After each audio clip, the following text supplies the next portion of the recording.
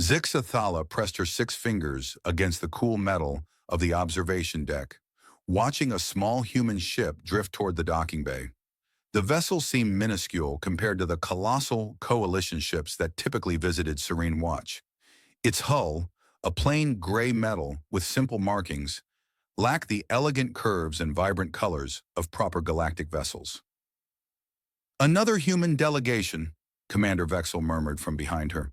"Why do we bother with these primitives?" Zixathala offered no reply. For 3 months she had been studying humans, ever since their limited membership in the Hegemony Coalition had been granted. The Council had assented to their inclusion, largely out of curiosity. Humans had inexplicably achieved faster-than-light travel, an impressive feat for such a nascent species. Yet their technology remained centuries behind even the least advanced coalition member. The human ship docked with a gentle thud that resonated through the station's hull. Coalition ships utilized silent magnetic clamps that never produced a sound. Everything about humans seemed unrefined and rough. Captain Jake Morrison was the first to emerge from the airlock.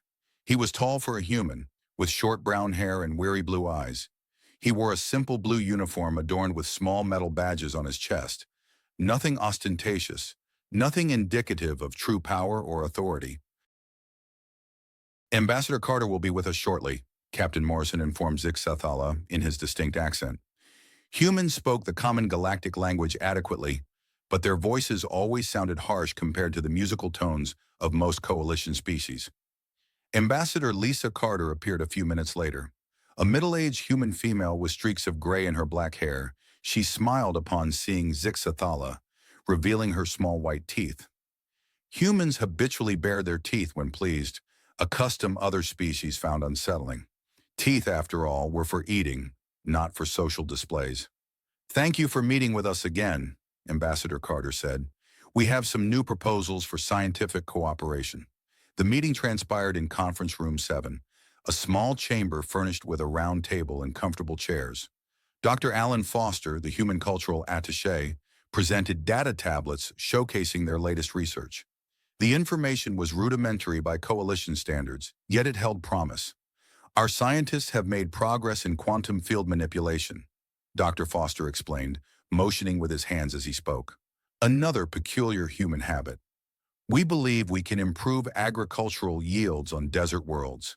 Zixathala reviewed the data. The mathematical calculations were sound, but the practical applications appeared constrained. Still, it might prove beneficial for some of the coalition's outlying colonies. "This is interesting work," she commented. "But the power requirements seem high." "We're still learning," Captain Morrison admitted. "Our technology is not as advanced as yours. We acknowledge this, but we're eager to work diligently and learn from more experienced species." This was what Zixathala found most confounding about humans.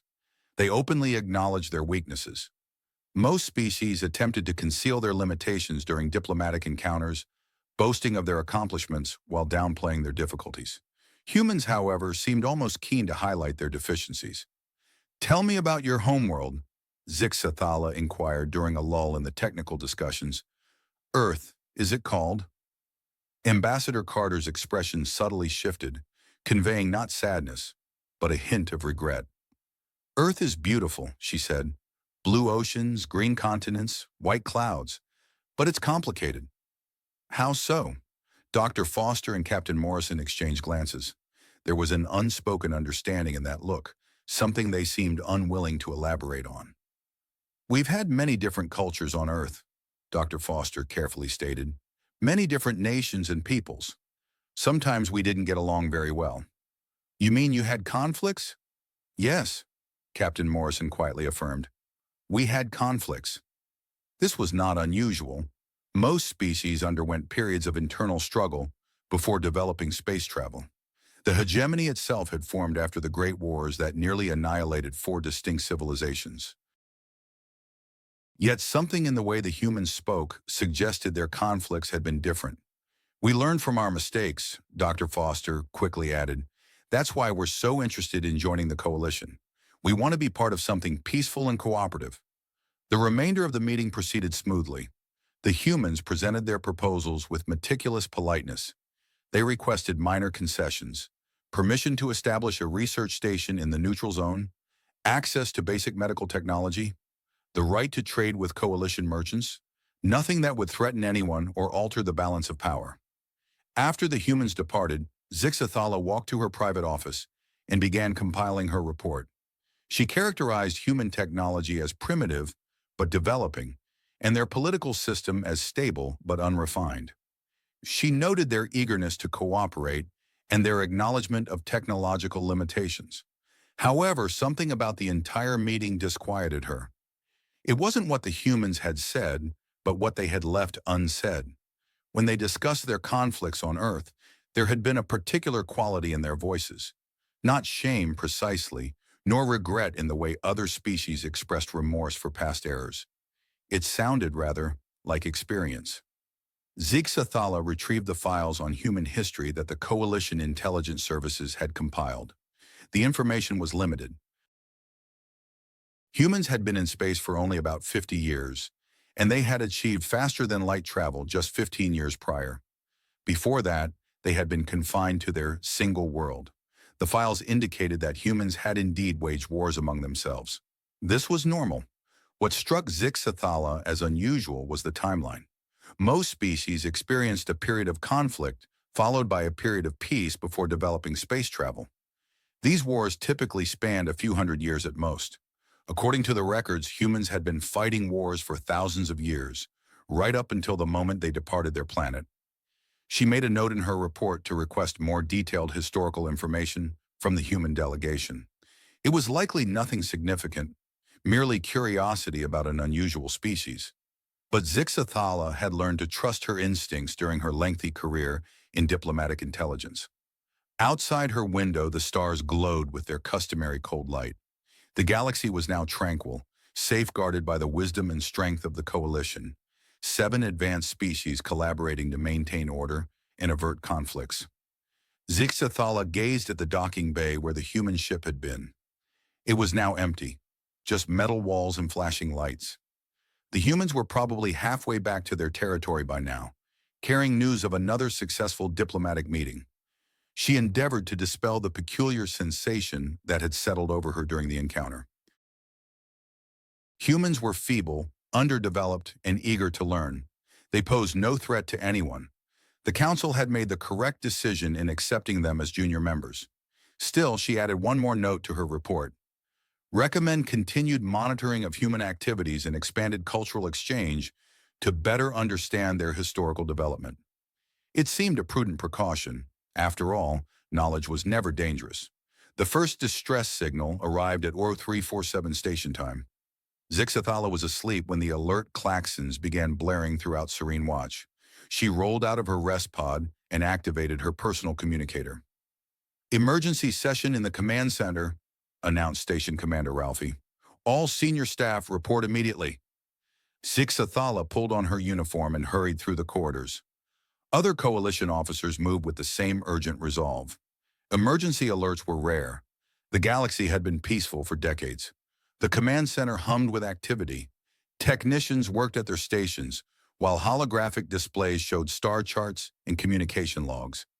Commander Ralphie stood at the center of it all, his forearms moving swiftly between various control panels.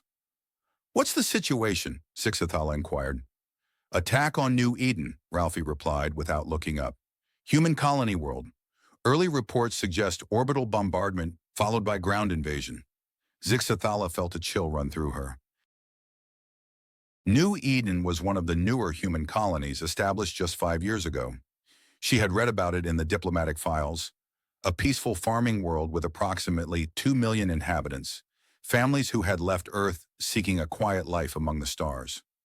Who's attacking them? Corath Empire. The name struck Zixathala like a physical blow. The Corath were one of the most savage species in known space. They had been expelled from coalition territory 3 years ago after being found guilty of systematic genocide on 6 different worlds. Their warriors were notorious for taking prisoners only to torture them for entertainment. "How many ships?" "At least 50, reported Lieutenant Mork from his communication station. "Full battle fleet. They came out of nowhere and hit the orbital defenses first. The human ships never had a chance." Zixathala moved to an empty workstation and called up the tactical data. The attack had been meticulously planned. The Corath had jumped into the system at multiple points, encircling the planet before the human defenders could react. Their ships were larger and more heavily armed than anything in the human fleet. What about the human defense forces? Destroyed or scattered, Mork reported. We're picking up distress calls from individual ships, but they're running for their lives. The planet is defenseless. More reports filtered in over the next few hours. The Corath had begun landing troops on New Eden's surface. They were systematically destroying human settlements and taking prisoners. Even worse, they were live-streaming their actions on exposed channels, ensuring that every human in space witnessed the ordeal inflicted on their populace. The visuals were horrific. Corath warriors forcibly removing human families from their homes, execution squads lining up civilians against walls, and children wailing as their parents were gunned down before them. The Corps intended for everyone to observe, aiming to spread terror. At 800, Commander Ryan Phillips of the Human Defense Fleet successfully established contact with Serene Watch. His face, marked by burns on his cheek and desperation in his eyes, appeared on the main screen. "We need assistance," he stated, foregoing all diplomatic pleasantries. "They're annihilating everyone down there. Women, children, elderly individuals who never harmed anyone. Please, you must deploy vessels." Commander Ralphie displayed discomfort. "Commander Phillips, this matter requires the Coalition Council's decision. We cannot undertake military action without proper authorization." "How much time will that take?" Phillips inquired. "The Council will convene as soon as all members can be reached. Perhaps 48 hours. Phillips briefly closed his eyes. When he reopened them, they seemed to have aged considerably. 48 hours? Do you comprehend what the Corath can inflict upon a planet in 48 hours? We understand your concern, but there are proper procedures. Phillips severed the transmission. Over the following day, more unsettling reports surfaced. The Corath were not merely killing humans swiftly, they were prolonging the agony, setting examples, and attempting to crush the spirit of any survivors. They had established camps where human prisoners were held for public executions. They broadcast everything, directing the signals explicitly to human colonies throughout their territory. Sixfella found herself observing these transmissions. Despite the revulsion they caused, she had witnessed warfare before, but never anything so deliberate and malicious. The Corath were not fighting a battle, they were staging a spectacle. The Coalition Council finally assembled 36 hours after the attack commenced. Zixathala was permitted to observe from the diplomatic gallery as representatives from all 7 member species appeared on the communication screens. The discussion was civil and procedural. Council member Vexhala contended that the coalition should not meddle in conflicts involving non-member species. Council member Rath proposed that the humans had brought this upon themselves by establishing colonies in perilous territory. Council member Dethon expressed worries that military intervention might provoke the Corath into assaulting coalition worlds. Perhaps, suggested Council member Yilmata, this unfortunate incident will enlighten the humans about the realities of galactic politics. They are still very young and naive. Several other council members murmured their agreement. Zixathala watched in increasing horror as the most formidable government in the galaxy calmly debated whether to rescue 2 million people from torture and death. Ambassador Lisa Carter appeared on screen from the human embassy station. She seemed to have aged a decade in the preceding 2 days.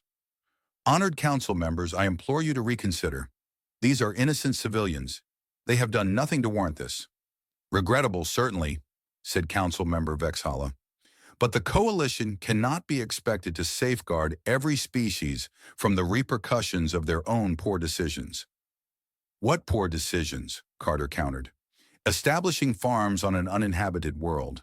Founding colonies without adequate defenses, replied Council member Rath. In our experience, weak species either learn to defend themselves or they vanish. This is the natural order. Ambassador Carter remained silent for an extended moment. When she spoke again, her voice was completely composed. I see. Then humanity will withdraw our request for coalition assistance. A judicious decision, said Council member Yilmata. Perhaps in the future, Your species will be better equipped for the challenges of galactic civilization. Perhaps we will, Carter quietly responded. Thank you for your time, honored council members. The transmission ceased within an hour.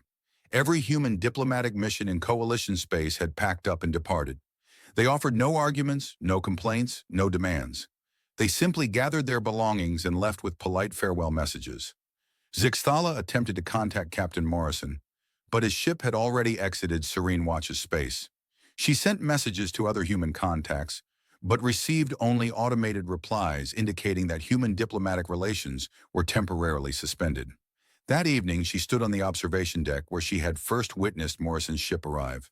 The stars appeared as always, cold and distant. Yet something had shifted. The humans had sought their aid, and the coalition had rejected them. Intelligence reports over the subsequent days revealed unusual activity in human space. Civilian ships were moving in organized patterns. Cargo vessels, passenger liners, even small private craft were converging on specific coordinates. The movement seemed random, but Zixthala had dedicated years to studying patterns in diplomatic intelligence. The humans were orchestrating something. She tried to convince Commander Ralphie to investigate, but he showed no interest. They're probably evacuating their remaining colonies, he remarked, fleeing before the Corath discover them. Cowardly, but understandable for such a weak species. On New Eden, the Corath upheld their systematic destruction. By the end of the first week, they had murdered over 500,000 humans and enslaved the majority of survivors. They had reduced the planet's major cities to smoldering ruins and contaminated the farmland with biological weapons. The broadcast persisted, but they were reaching fewer and fewer human receivers. Most human colonies had fallen silent, their communication arrays shut down or abandoned. The few ships that coalition monitors detected in human space were cloaked, their transponders switched off. It was as if humanity was holding its breath. Zixthala made her final entry in the incident report. Human species appears to have accepted defeat and withdrawn from contested territories. Corath occupation of New Eden, proceeding without resistance. Recommend continued monitoring to ensure conflict does not spread to coalition space. She sealed the file and dispatched it to intelligence headquarters. Outside her window, space appeared desolate and serene. But somewhere in that darkness, 2 million humans were perishing while their government remained inactive. It defied logic. What kind of species abandoned their own people? 3 weeks after the fall of New Eden, the first Corath supply convoy simply vanished. Zixthala was reviewing trade reports when the intelligence brief landed on her desk. A fleet of 12 Corath cargo ships had been journeying from their supply depot in the Zerion system to New Eden. They were scheduled to arrive 2 days prior. Instead, they had disappeared somewhere between the two star systems. Navigation error, Commander Ralphie commented when she brought it to his attention. The Corath are not renowned for their meticulous planning, probably jumped into an asteroid field or miscalculated their fuel requirements. Sixfellow was not entirely convinced. The Corath were brutal, but they were not foolish. They had been managing supply lines across their territory for decades. She made a mental note to watch for similar occurrences. She didn't have long to wait. 4 days later, a Corath listening post on the periphery of New Eden's solar system went silent. The automated monitoring station had been transmitting regular status updates every 6 hours. Then the signal ceased. A Corath patrol ship was dispatched to investigate. Upon arrival, the crew discovered the station completely intact. All systems were operational. Life support was functioning perfectly, and there were no indications of damage or malfunction. But the 12-person crew was absent, not killed, not captured, just gone, as if they had simply stepped into empty space and vanished. Zixthala began paying closer attention to intelligence reports from the region. Over the next week, 3 more incidents transpired. Another supply convoy disappeared. A communication relay satellite went offline for 6 hours, then reactivated without explanation.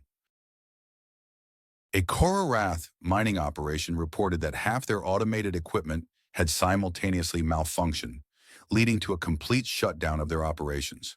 Taken individually, the incidents could be attributed to accidents or equipment failures, but collectively they formed a pattern that sent shivers down Zixthala's spine.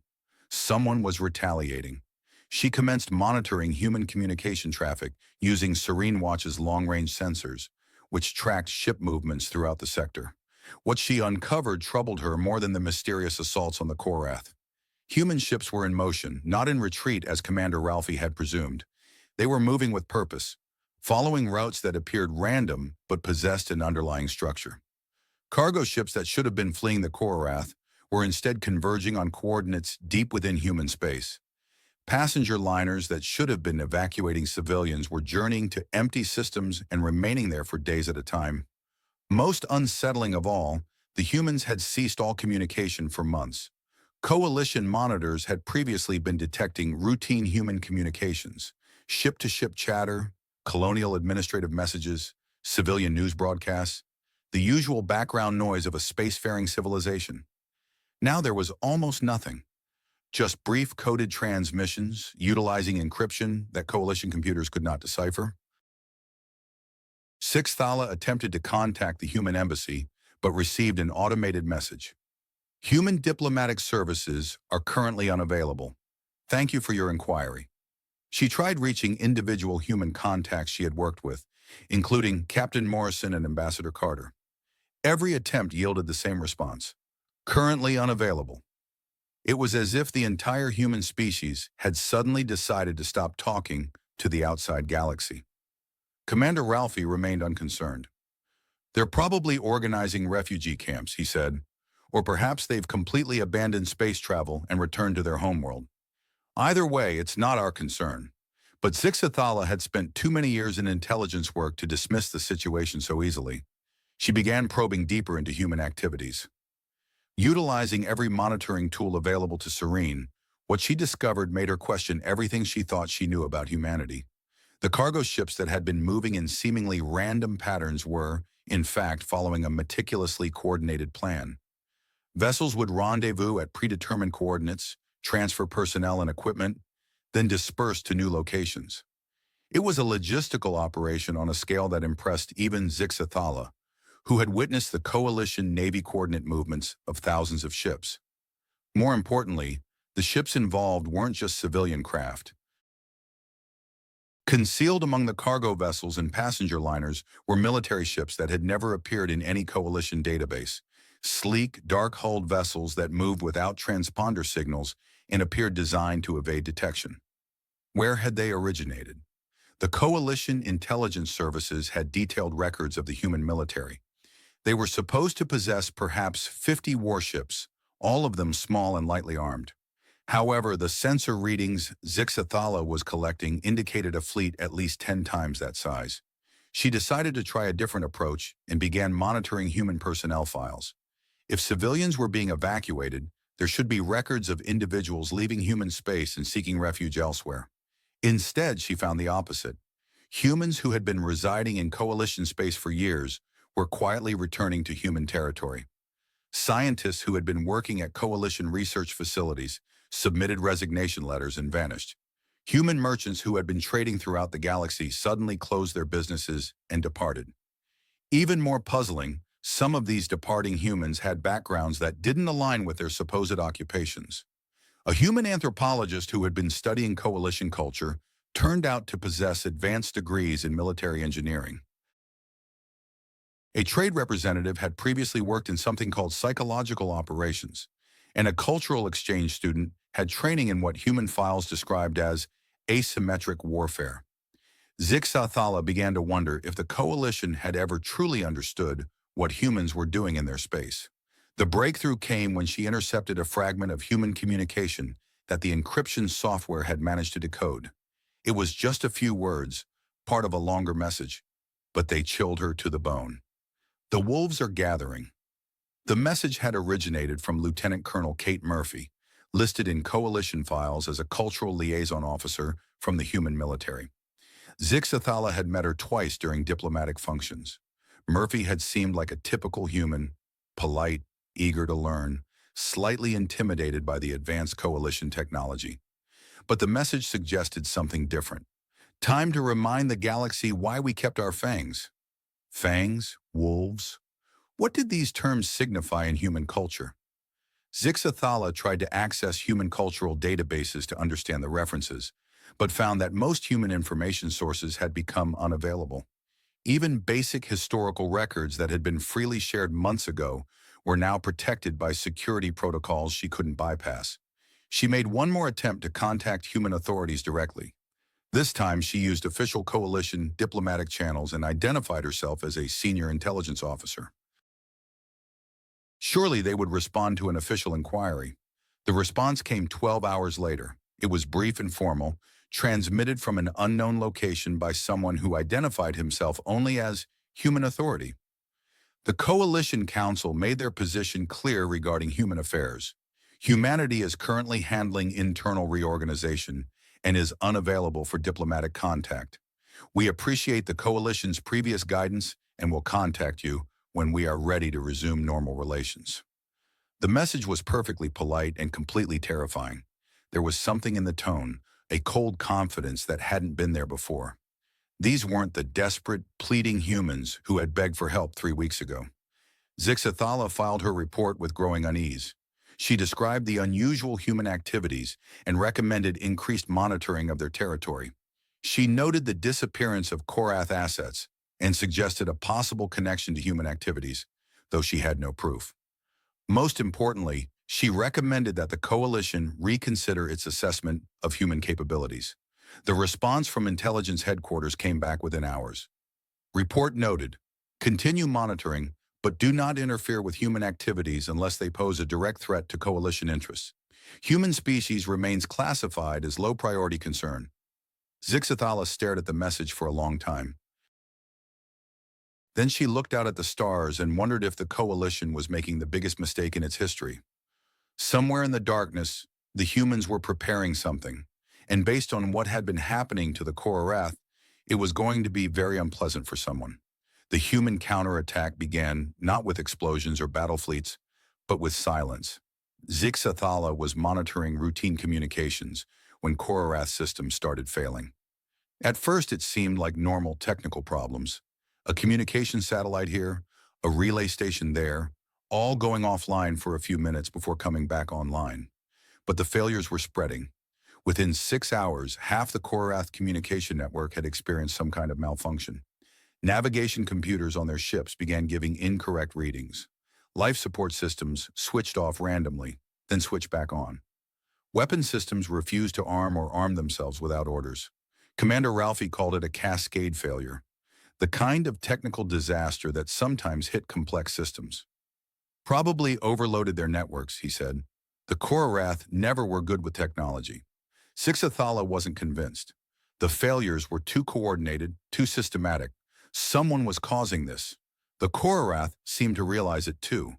Their emergency communications were frantic with ship commanders reporting that their own equipment was turning against them.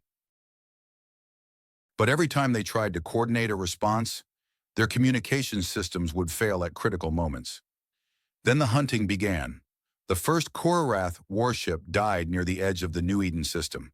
According to the automated distress beacon, the vessel had been patrolling normally when its navigation system malfunctioned, sending it into an asteroid field. When rescue ships arrived, they found debris scattered across several thousand kilometers. The second ship died 2 days later. This time, the distress signal reported a catastrophic failure of all primary systems before cutting off abruptly. The rescue team found an empty hull drifting in space. No crew, no signs of battle, no explanation for what had happened. By the end of the first week, the Corath had lost 12 ships without ever seeing their attackers. Zixathala watched the reports with growing fascination and terror. Someone was systematically dismantling the Corath fleet using methods she had never seen before. Not direct attacks, but something far more sophisticated and deadly. The revelation came when a human ship decloaked less than 50 kilometers from Serene Watch. One moment the sensors showed empty space.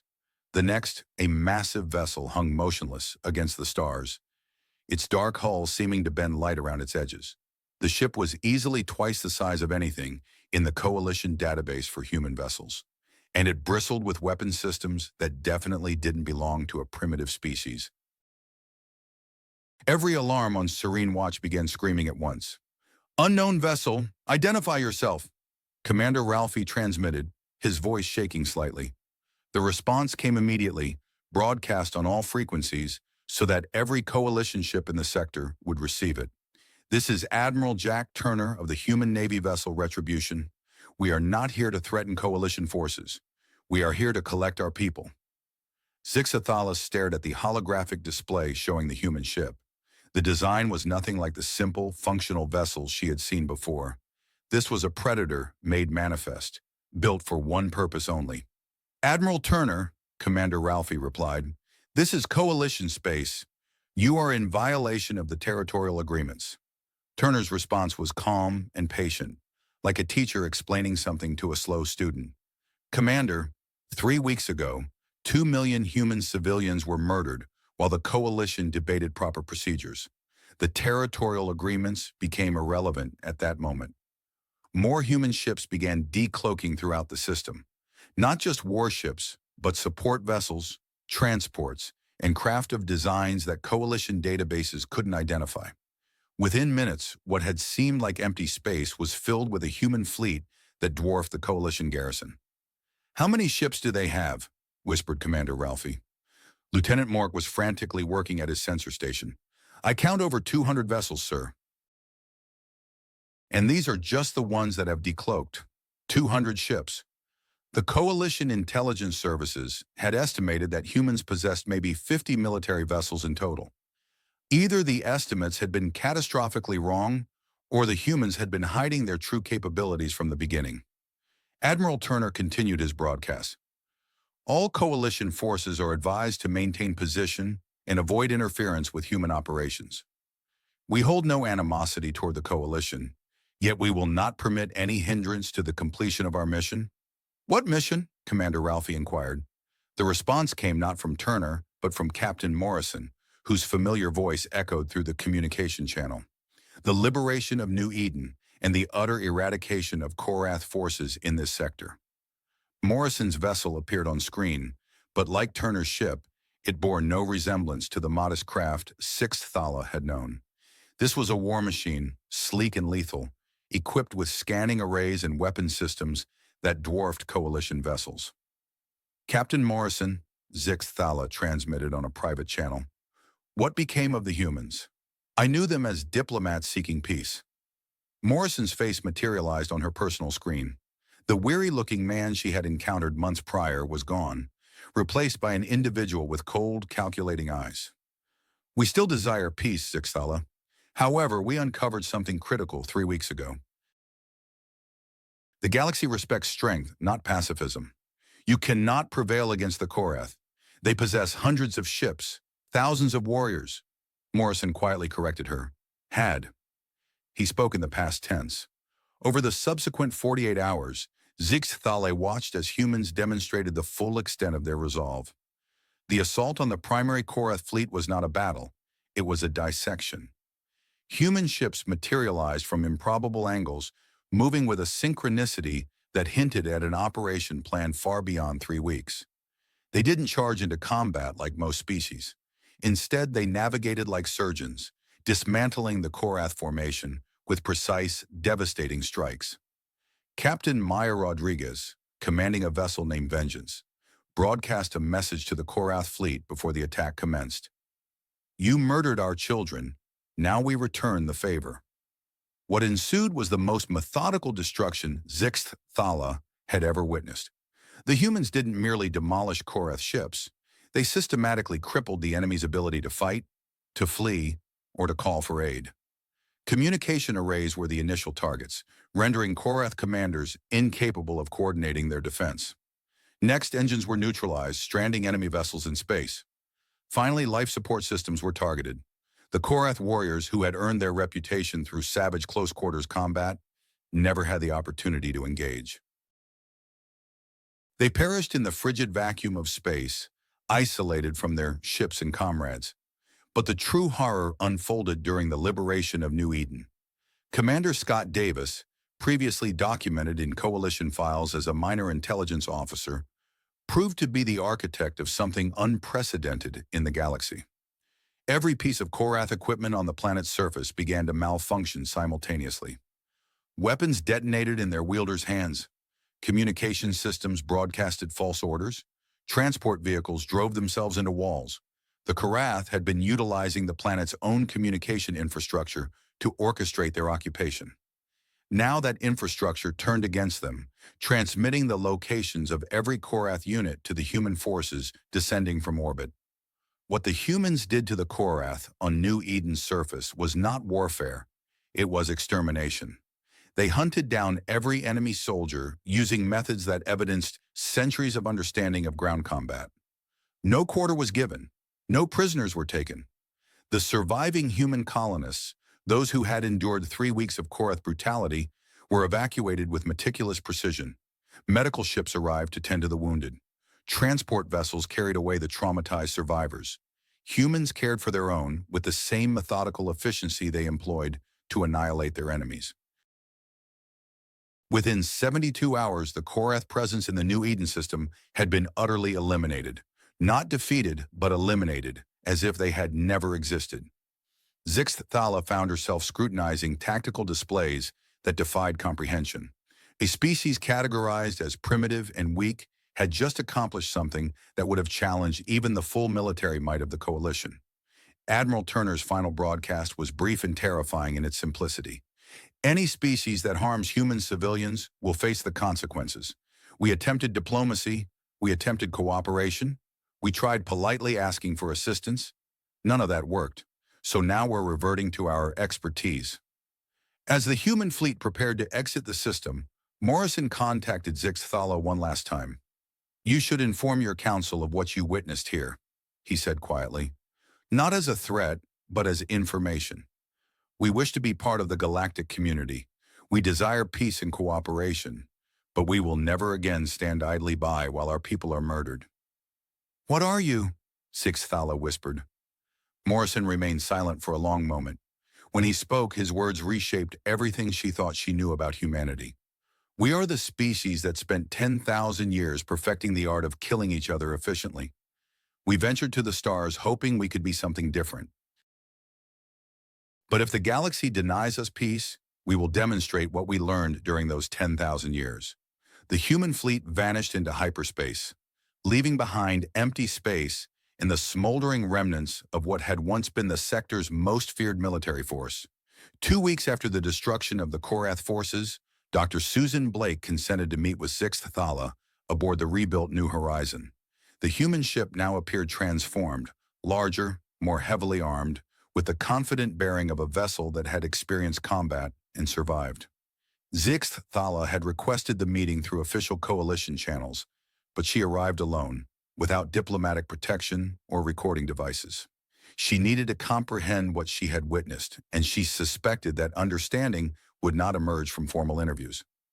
Dr. Blake was a petite, middle-aged human woman with graying brown hair and kind eyes. She wore a simple blue uniform, devoid of weapons, armor, or anything suggesting the terrifying military capability Zixth Thala had recently observed.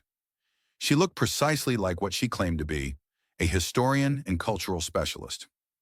"Thank you for agreeing to see me," Zixth Thala said, as they settled into comfortable chairs in the ship's small conference room.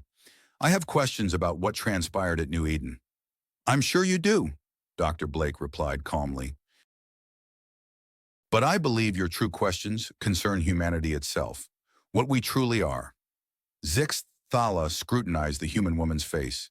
There was a hint of sadness and regret, but also a certain resignation. "The Coalition Intelligence Services spent months analyzing your culture, your technology, your military capabilities. How did we misjudge everything so profoundly?" Dr. Blake paused for a moment, gathering her thoughts. When she spoke, her words were careful and precise. "You studied our diplomacy, our peaceful intentions, our desire to join the galactic community. All of that was genuine. Everything we communicated about wanting cooperation and scientific exchange was completely true. But you never bothered to study our history.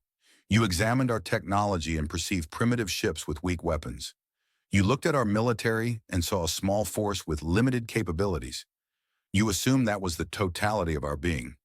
Dr. Blake activated a portable display unit and began to present images that made Zixth Thala's skin crawl. Ancient human battlefields strewn with bodies, vast cities reduced to smoking ruins, weapons of incredible destructive power unleashed against human populations. This is Earth's history, Dr. Blake explained. For over 10,000 years, we wage wars against ourselves, not simple territorial disputes or resource conflicts. Total wars where entire civilizations sought complete annihilation of each other. The images continued. Humans fighting with primitive weapons, then advanced ones, then weapons capable of obliterating cities in a single blast. The technology evolved, but the warfare never ceased. We developed faster than light travel, not out of curiosity about the star, Dr. Blake continued. We developed it because we needed to escape what we had become. Earth was dying from our wars. Our oceans were poison. Our atmosphere was toxic. And we had transformed entire continents into graveyards. Sixth Thala stared at images of human children being taught to use weapons, of families hiding in underground shelters while their cities burned above them. This is your normal history? This was our only history until about 60 years ago. Every human culture, every human nation, every human ideology, all of them spent thousands of years perfecting the art of warfare, not against alien species, but against other humans. Dr. Blake switched to tactical displays that showcased human military formations, weapon systems, and strategic concepts. Even to Zixthala's trained eye, the information was sophisticated beyond anything she had seen from other species. When we joined the coalition, we brought our diplomatic corps and our civilian scientists. We did not bring our military historians, our strategic planners, or our weapons designers. We desired peace. We believed we could leave all of that behind. But you couldn't. When the Corath attacked New Eden, they made a fundamental error. They assumed we were like other species, that we would fight in the manner other species fight. They expected us to send our ships against their ships, to meet them in honest battle where their superior numbers and technology would grant them victory. Dr. Blake's expression hardened slightly. They failed to grasp that humans have never fought honest battles. We spent 10 millennia learning to win wars against adversaries who were just as clever, just as ruthless, and just as desperate as we were. Every tactic you witnessed at New Eden, every strategy we employed, every principle of warfare we utilized, we learned it by fighting ourselves. The complete magnitude of this reality struck Zixthala like a physical blow. You have dedicated your entire history to the study and practice of warfare. Every human culture independently devised the same fundamental principles: deception, misdirection, asymmetric conflict, psychological operations, and total warfare. We didn't learn these concepts from texts. We utilized them for our survival. Captain Tyler Brooks entered the conference room, carrying a data tablet and moving with the quiet assurance of a seasoned soldier. Though younger than Morrison, his gaze possessed the same chilling analytical quality Zixthala had grown to recognize in human military personnel. Dr. Blake is being modest, Brooks stated, joining them at the table. She's not just a historian. She designed half the psychological warfare campaign we deployed against the Corath. Zixta glanced between the two humans, her horror intensifying. You're all soldiers. We're all survivors, Dr. Blake clarified. Every human alive today descends from individuals who endured 10,000 years of ceaseless conflict. Those who were inept at fighting perished. Those unable to adapt to new weapons, tactics, and forms of warfare failed to transmit their genes. Brooks activated his data tablet, presenting Zixthala with statistical analyses that made her head spin. Coalition intelligence services had estimated our military vessels at 50, a figure off by a factor of roughly 40. We had been constructing ships for 60 years but kept them concealed because we wished to earn trust. Hidden deep within asteroid belts, gas giant atmospheres, and unmonitored dead systems, we learned camouflage and concealment through millennia of internal struggles. Hiding a fleet from coalition sensors presented no technical challenge.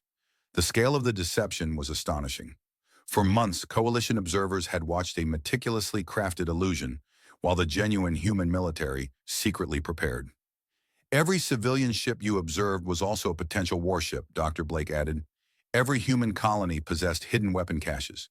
Every human citizen in coalition space simultaneously acted as an intelligence agent, gathering data on your capabilities and weaknesses. You were planning to attack us. Brooks shook his head. We were planning to defend ourselves. We knew that eventually someone would challenge humanity's resolve. We hoped it would never occur, but we prepared for it nonetheless. Why? Zixtala asked desperately. Why couldn't you simply be peaceful?